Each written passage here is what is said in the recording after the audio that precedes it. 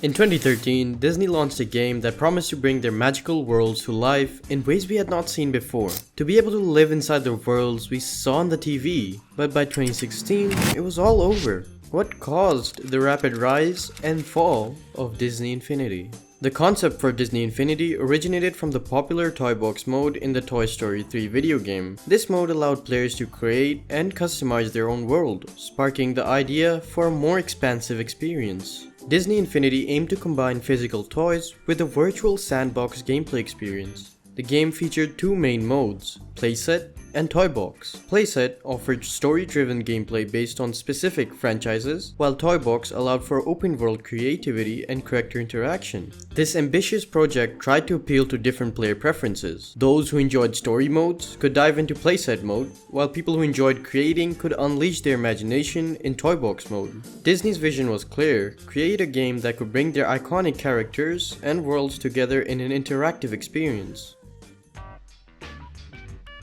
Disney Infinity hit store shelves in August 2013, launching players into a world where their favorite characters could come to life. The starter pack introduced three iconic figures: Sully from Monsters University, Mr. Incredible from The Incredibles, and Captain Jack Sparrow from the Pirates of the Caribbean. Each character came with their own unique playset, offering distinct adventures within their respective Disney universes. The game's dual mode structure set it apart from the other titles on the market. In Playset mode, players embarked on story-driven quests specific to each character's world. Sully might navigate the halls of Monster University, while Jack Sparrow sailed the high seas. This mode offered a traditional gaming experience with defined objectives and narratives. But it was the Toy Box mode that truly showcased Disney Infinity's innovative spirit. Here, players could mix and match characters, items, and environments from different franchises to create their own unique worlds and games. Want to see Sully driving Cinderella's carriage through a Star Wars-inspired landscape?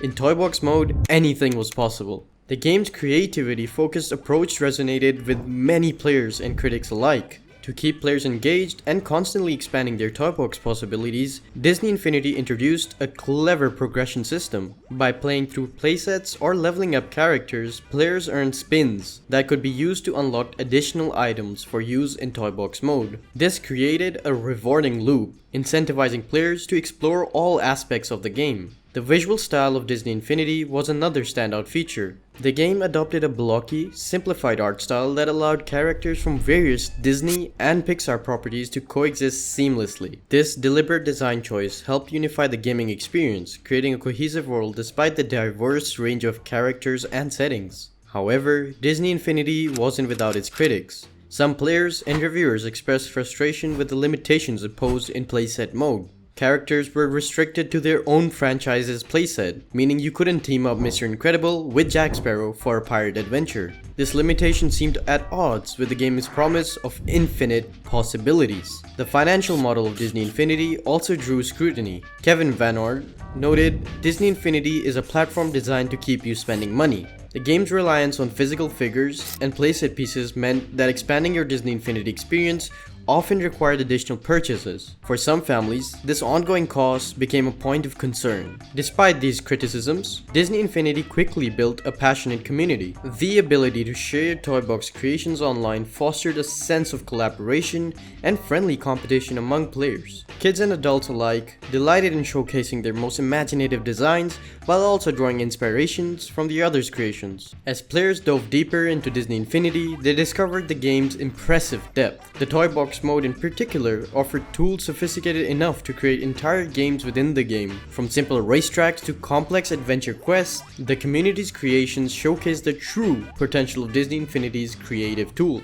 The game's initial success seemed to validate Disney's ambitious vision. By combining physical toys with virtual worlds, they had created a platform that appealed to collectors, gamers, and Disney fans alike. The cross-generational appeal was evident, with parents and children able to enjoy the game together, each finding aspects that resonated with their interests. With the success of Disney Infinity 1.0, expectations were high for the next installment. In 2014, Disney unveiled Disney Infinity 2.0, bringing a new universe of characters to the franchise, Marvel Superheroes. The addition of Marvel's characters was a game changer. Players could now step into the shoes of iconic heroes like Iron Man, Thor, and Black Widow. This expansion tapped into the massive popularity of the Marvel Cinematic Universe, attracting a whole new audience to the Disney Infinity platform. Disney Infinity 2.0 didn't just add new characters, it also introduced significant improvements to the gameplay mechanics. Combat systems were enhanced, allowing for more dynamic and engaging battles. This was particularly important for Marvel characters whose superpowers needed to feel impactful and true to their comic book origins.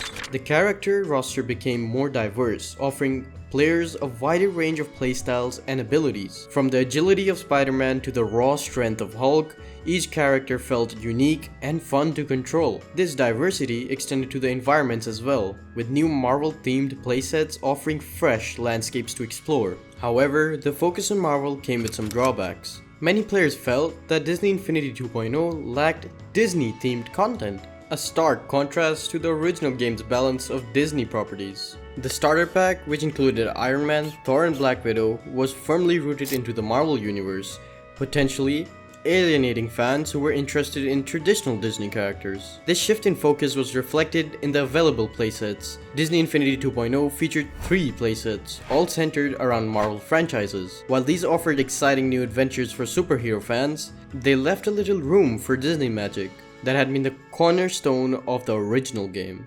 The limited starter pack offerings also drew criticism. Unlike the first game, which provided 3 playsets in starter pack, Disney Infinity 2.0 only included 1. This decision reduced the initial variety of gameplay experiences available to new players, potentially impacting the game's value proposition. Despite these criticisms, Disney Infinity 2.0 did introduce some welcome features. The addition of crossover coins allowed players to use Marvel characters across different playsets, although many felt this mechanic was underutilized. The Toy Box mode also saw expansion, with new creative tools and options that allowed players to build even more complex and engaging environments. The introduction of Toy Box games provided players with new minigame experiences. These bite-sized adventures aimed to offer quick, accessible gameplay options. However, they received mixed reviews, with some players finding them lacking in depth and engagement. As Disney Infinity 2.0 hit the market, its impact on the franchise's popularity and sales was notable. The inclusion of Marvel characters undoubtedly attracted new players and boosted initial sales. However,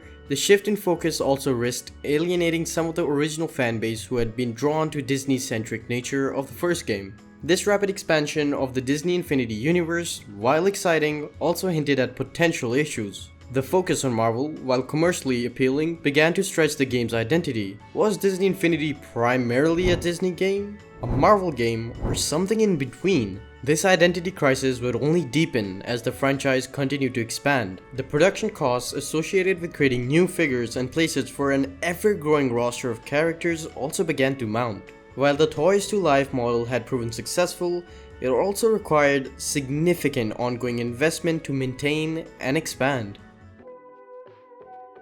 As Disney Infinity continued to evolve, the franchise set its sight on the galaxy far, far away. In 2015, Disney Infinity 3.0 launched, introducing the beloved Star Wars universe to the game. This expansion couldn't have come at a better time, coinciding with the release of Star Wars The Force Awakens in theaters, which reignited global interest in the franchise. The addition of Star Wars characters brought a new level of excitement to Disney Infinity. Players could now wield lightsabers as Luke Skywalker, use the Force as Yoda, or pilot the Millennium Falcon as Han Solo. These iconic characters and their unique ability added fresh gameplay experiences that resonated with both longtime Star Wars fans and newcomers alike. Disney Infinity 3.0 wasn't just adding new characters, it also brought significant improvement to the gameplay's core mechanics. Just like 2.0, the development team focused on enhancing character animations, resulting in more fluid and lifelike movements. This attention to detail made controlling characters feel more responsive and engaging, addressing criticisms from previous versions. Combat systems also received a major overhaul, particularly to accommodate the lightsaber duels and force powers of the Star Wars characters. The improvements weren't limited to the new additions though. Each existing character from Disney and Marvel universes all benefited from these enhanced mechanics breathing new life into familiar favorites. The game's content offerings became more diverse with 3.0. While Star Wars was the headline of the edition, Disney didn't neglect its other properties. The game included new playsets based on Pixar's Inside Out and classic Disney animations, ensuring a wide range of experiences for all players of all ages and interests. People responded very positively to the enhancements. Disney Infinity 3.0 felt like a more complete and polished experience, capturing the magic of Disney's vast universe more effectively than ever before. However, despite these improvements, some persistent limitations remained. One of the most significant was the restriction on character usage across playsets. While players could now control Luke Skywalker or Darth Vader, they couldn't bring these characters into the world of The Incredibles or Pirates of the Caribbean. This limitation continued to frustrate players who wanted to create a truly unique crossover experience. The introduction of Star Wars to Disney Infinity marked a high point for the franchise, but it also hinted at an underlying issue. As the game expanded to include more and more properties, the costs associated with producing new figures and playsets continued to rise. Each new character required extensive development time from design to programming, and the physical production of the toys themselves added a layer of expense. Moreover, the Toys to Life genre, which Disney Infinity had popularized, was showing signs of saturations. Competitors like Skylanders and LEGO Dimensions were vying for shelf space and consumer dollars. The market was becoming crowded, and maintaining growth in such an environment proved challenging. These factors began to put pressure on Disney Infinity's team. While the game was still popular, the question of stability loomed large. Could Disney continue to invest in new content at the same rate? Would the market support an ever-expanding lineup of characters and playsets? As players immersed themselves in Star Wars Galaxies of Disney Infinity 3.0, few realized that the franchise was approaching a critical juncture. The game had reached new heights of popularity and quality, but the underlying business model was under strain. The coming months would prove crucial in determining the future of Disney Infinity. As Disney Infinity reached new heights with its third installment, storm clouds were gathering on the horizon. The game's popularity had soared with the addition of Star Wars characters, but beneath the surface, troubling signs were emerging. Sales figures for Disney Infinity began to decline, despite the excitement surrounding the Star Wars expansion. This downturn wasn't unique to Disney's offering. The entire Toys to Life market was showing signs of saturation. Consumers who had eagerly embraced the concept just a few years earlier were now faced with an overwhelming array of options, leading to what industry analysts termed genre fatigue.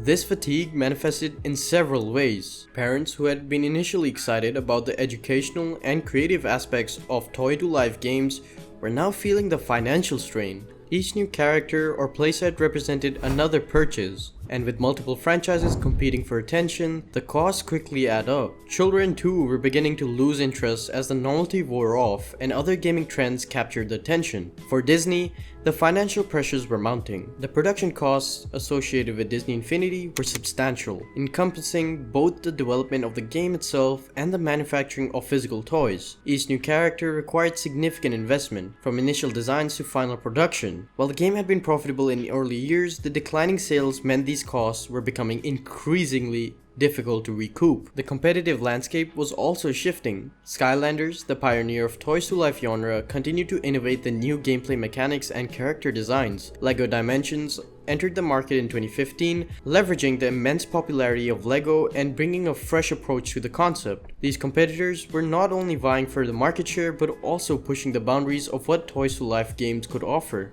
Disney Infinity found itself caught in a difficult position. To maintain interest and compete with other franchises, it also needed to continue expanding its roster of characters and playsets. However, each new addition came with a significant cost and diminishing return. As the market became increasingly crowded, the concept of genre fatigue became a critical factor in understanding the decline of Disney Infinity and Toys to Life market as a whole. Consumers who had once marveled at the novelty of bringing physical toys to life in a virtual world were now less impressed. The core gameplay mechanics were still enjoyable, had become familiar, and the excitement of collecting new figures had waned off for many players. This fatigue compounded by the rapid pace of technological advancements in the gaming industry. Virtual and augmented reality was beginning to offer new ways to interact with digital content, making the Toys to Life concept seem less innovative by comparison. Mobile gaming was also on the rise, offering instant gratification and constant updates without the need for physical purchases. Disney faced a challenging decision: Continuing to invest in Disney Infinity meant pouring resources into a market that shows signs of decline. However, abandoning the project would mean disappointing a dedicated fanbase and potentially missing out on future opportunities in the gaming space. The financial realities were stark. Reports indicated that Disney had taken a significant hit, with losses related to Disney Infinity reached $147 million. These figures underscored the high stakes involved in maintaining a Toys to Life franchise, especially for a company of Disney's size and diversity. As Disney weighed its options, the impact of these challenges was felt throughout the company. Avalanche Software, the studio behind Disney Infinity, faced an uncertain future. The teams that had poured their creativity and passion into bringing Disney characters to life in new ways now found themselves questioning the long-term viability of their work. The situation raised broader questions about the nature of gaming trends and challenges of sustaining a franchise in a rapidly evolving industry. Disney Infinity had achieved remarkable success in its early years, but the speed of its decline highlighted the fickle nature of the gaming market. The dream of Disney Infinity came crashing down in May 2016 when Disney announced the cancellation of the franchise. After years of investment and expansion, the company decided to pull the plug on its ambitious Toys to Life venture. Perhaps the most heartbreaking aspect of Disney Infinity's cancellation was the unrealized potential of its future plans. Disney Infinity 4.0 was already in development when the axe fell, promising to address many of the criticisms leveled at the previous iterations. The centerpiece of this new version was a cross-franchise campaign, finally allowing characters from different Disney properties to interact in story-driven adventures. This feature would have fulfilled the long-held dream of many fans to see their favorite characters from various universes come together in meaningful ways. Other planned improvements for Disney Infinity 4.0 included enhanced gameplay mechanics, more diverse character abilities, and expanded creative tools for the Toy Box mode. The development team had been listening to players' feedbacks and were poised to deliver a more refined and engaging experience. Unfortunately, these ambitious plans would not ever see the light of day. The cancellation of Disney Infinity had immediate and far-reaching consequences. Avalanche Software, the studio behind the game, was shut down, resulting in the loss of around 300 jobs. This closure not only affected the lives of many talented developers, but also marked the end of a creative partnership that brought joy to millions of players worldwide. The impact extended beyond Avalanche Software to the entire Disney Interaction division. The company announced a shift in its gaming strategy, moving away from self-published console games to a licensing model. This decision signaled a broader retreat from the video game industry, with Disney opting to focus on its core entertainment businesses. The fall of Disney Infinity had significant implications for the Toys to Life genre and the video game industry as a whole. It served as a stark reminder of the volatility of gaming trends and the challenges sustaining a franchise in an increasingly competitive market. The closure of such a high-profile project from a major entertainment company sent ripples throughout the industry, prompting other publishers to reassess their strategies in the Toys to Life space. The cancellation also highlighted the risks associated with physical toy-based gaming models. The production and distribution of toy figures added layers of complexity and costs that digital-only games didn't face. As the market shifted towards digital distribution and free-to-play models, the Toys to Life concept began to feel outdated. However, the end of Disney Infinity wasn't solely a story of failure. It also demonstrated the passionate community that had formed around the game. Fans expressed their disappointment and shared memories of their favorite Disney Infinity moments across social media platforms. This outpouring of support highlighted the deep connection many players had formed with the game and its characters. In the wake of the cancellation, some dedicated fans took matters in their own hands. Modding communities emerged, working to restore unreleased characters and content. These efforts spoke to an enduring appeal of Disney Infinity's core concept and the creativity it had inspired in its player base.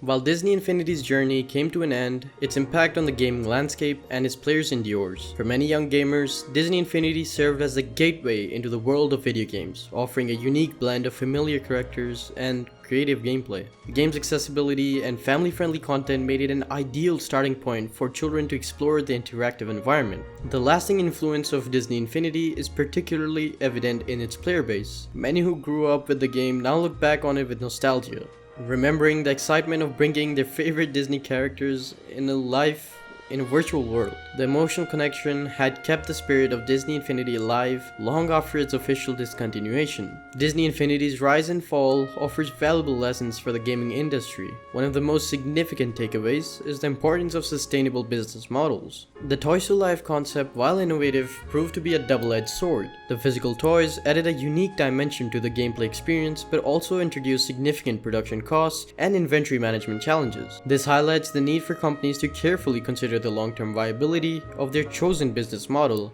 especially in an industry as fast-paced and unpredictable as gaming. Another crucial lesson is the importance of adapting to market trends. Disney Infinity's decline coincided with a broader shift in the gaming industry towards digital distribution and free-to-play models. While the franchise made efforts to evolve, such as introducing new characters and gameplay mechanics, it struggled to keep pace with the changing consumer preferences. This underscores the need for gaming companies to remain agile and responsive to the market shifts, even when managing successful franchises. The cancellation of Disney Infinity also serves as a reminder of the cyclical nature of gaming. What seems innovative and exciting today may quickly become outdated tomorrow. This reality challenges game developers and publishers to continually innovate while also maintaining a balance between pushing boundaries and ensuring financial sustainability. Furthermore, Disney Infinity's story highlights the importance of managing fan expectations. The game had created a passionate community, but ultimately couldn't sustain the level of content creation and expansion the fans desired. This serves as a cautionary tale for modern developers about the challenges of maintaining ongoing engagement and content-hungry games. The legacy of Disney Infinity also extends to its influence on game design. The Toy Box mode, which allowed players to create and share their own concept, foreshadowed the rise of user-generated content in games. This concept has since become a cornerstone of many successful titles, demonstrating how Disney Infinity was ahead of its time in some respects. Disney Infinity downfall stemmed from a perfect storm of challenges. High production costs for both digital and physical components strained profitability. Market saturation in the Toys to Life genre led to declining interest and sales. The business model, relying on constant new releases, proved unsustainable in the long run. The game's legacy is bittersweet. It pioneered innovative features like the Toy Box mode and brought beloved characters to life in its ways. A passionate community formed around Disney Infinity, with some fans continuing to mod and expand the game even after its cancellation. However, its ultimate financial failure serves as a cautionary tale. Disney Infinity's rise and fall reflects the cyclical nature of gaming trends. What captivates players today may not resonate tomorrow. The industry must continually balance innovation with sustainability, learning from both successes and failures to shape its future. Let me know if you enjoyed the video by liking it if you did, or disliking it if you didn't, and please let me know your thoughts on this in the comments. And if you really stayed this far, it would be amazing if you can subscribe and watch my other videos. Cheers.